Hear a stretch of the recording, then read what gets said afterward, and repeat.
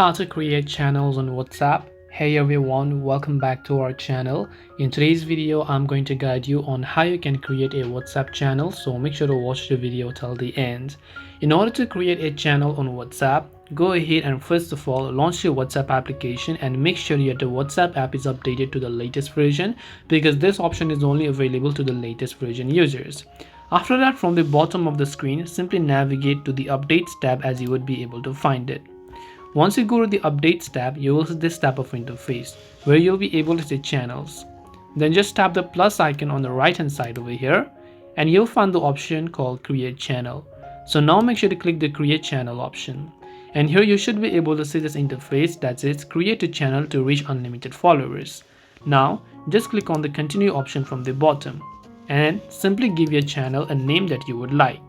Once you've done that, you can also go ahead and just simply type in anything in the demo tab or this optional tab. Now, if you want, you can also choose to upload a profile picture for this channel. And from the bottom, click the option called Create Channel. As you do that, your WhatsApp channel will be successfully created. This way you can create a WhatsApp channel. Hope this video was very helpful. If you have got any questions, feel free to leave them down.